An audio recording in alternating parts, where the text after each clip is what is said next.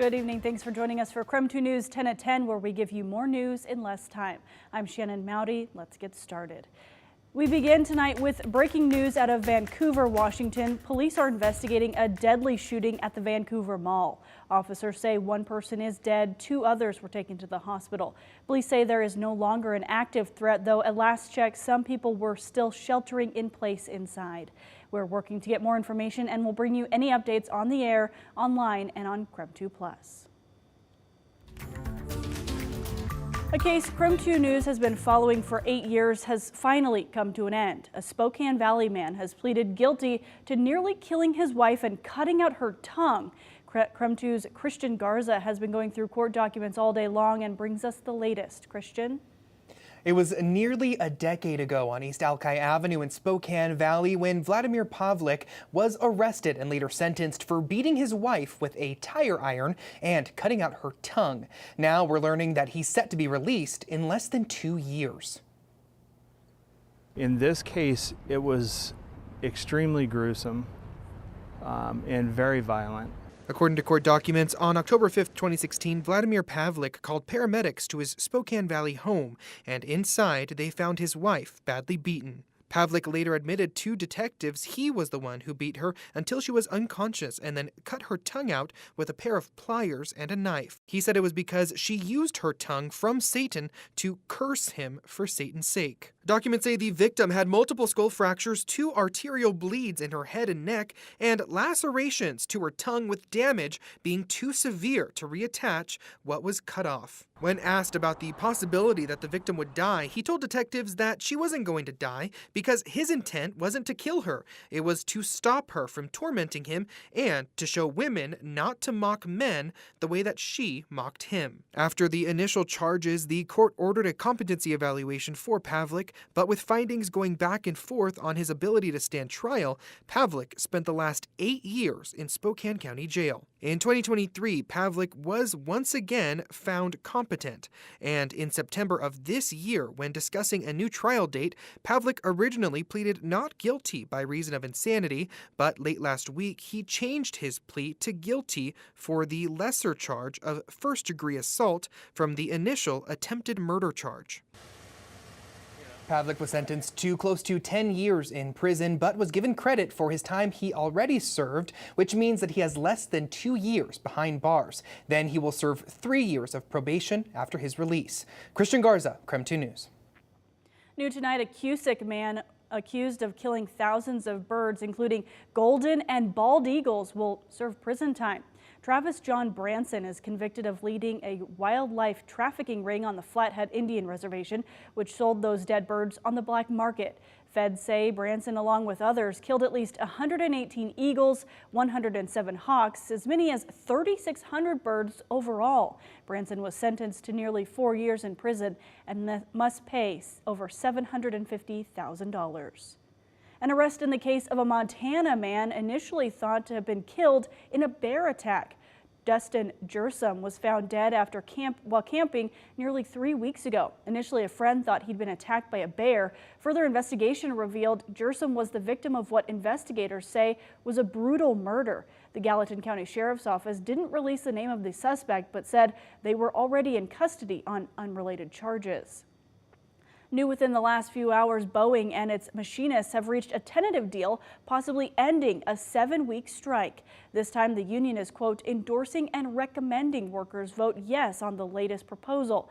Union leaders say this one's a sweeter deal, but its fate lies in the hands of more than 32,000 union members who will vote on Monday. That's what they're saying. It's not their choice. It's the members' choice. Boeing's latest offer includes a 38% wage increase over 4 years, a $12,000 ratification bonus, a 401k match up to 8%, and reinstated incentive pay, but nothing about pension. Just 2 days ago, Boeing and the union had a, quote, productive face-to-face meeting after a failed vote last week. Tonight, the doors are closed at Spokane's controversial homeless shelter, the Trent Resource Assistance Center. The city is moving to a scattered site shelter model. Mayor Lisa Brown has also allocated another $800,000 to the city's $250,000 for inclement weather sheltering. But there are still concerns as cold weather is moving in fast. The system can never move as fast as the need is. And so while we're trying to develop and implement this whole new process, we also have people who are freezing on the street.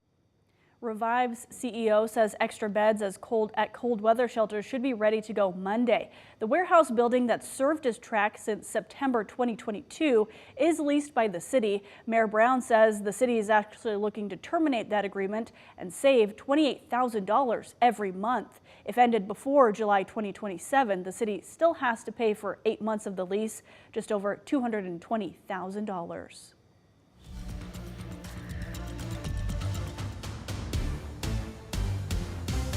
And turning now to the last few hours of our Halloween forecast, meteorologist Michelle Boss tells us what we can expect for the end of tonight and into the rest of the week. Michelle? Well, the rain is back. We got a brief respite earlier this afternoon and evening, and the showers moved in about 8 o'clock. And we're going to be dealing with a lot more wet weather this weekend after picking up 1/4 of an inch of rain this morning. So lots of wet weather on the way. Let's check out temperatures right now across the region. 40 in Spokane, 34. Very chilly there in Coeur d'Alene, and it has dropped to freezing in Sandpoint. Lower 40s across central Washington, and temperatures in the upper 30s across the Palouse. And you can see widespread rain in the Spokane Coeur d'Alene area right now. That's kind of just the beginning. We have plenty more moisture where that is coming from, and do expect pretty much an all-day rain event during the day tomorrow. And in the higher elevations, some snow. In fact, could see up to 1 foot of snow in places like Washington Pass and Sherman Pass, Loop Pass, and also some lighter snow showers across the Cascades. Stevens Pass seeing as much as 4 to 8 inches of snow. This is from now through Saturday. So short-term forecast keeps it soggy and cloudy,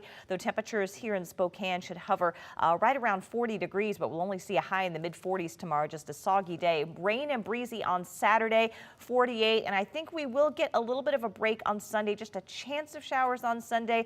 Otherwise, partly sunny skies, 46 degrees.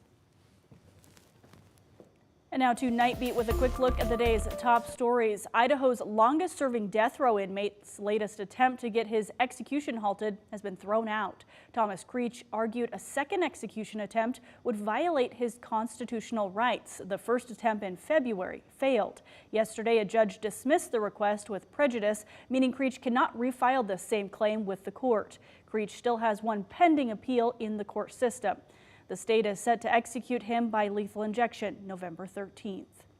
The U.S. Marshals Service is looking for a fugitive they say may be in Deer Park or Springdale, so take a look at your screen. Brandon Decker's wanted for violating release conditions. He's accused of strangling his fiancée and physically assaulting 2 male juveniles. He's worked as a wildland firefighter and sells firewood and wood art. If you have any information regarding his location, contact Special Deputy Chris Miller at the number there on your screen, or just call 911. For the first time, a pig in the United States has been diagnosed with bird flu, sparking new concerns. Federal officials say it was detected in a pig at a backyard farm in Oregon. Poultry there also tested positive last week. The CDC says the risk to the general public from bird flu is low. Nearly 40 cases have been reported in humans so far this year in 6 different states, including Washington. All but one had been in contact with infected animals. And that was your Night Beat. To learn more about any of these stories, just head to our website, KREM.com. A reminder for North Idaho parents, Coeur d'Alene schools will be closed Tuesday because of the election. Some schools are serving as polling places, and for safety of voters and students, the school district chose to close for the day. Regular school schedules resume Wednesday. If you need to find your polling location, you can head to the Idaho Secretary of State's election page. And that was KREM 2 News 10 at 10, where you get more news in less time.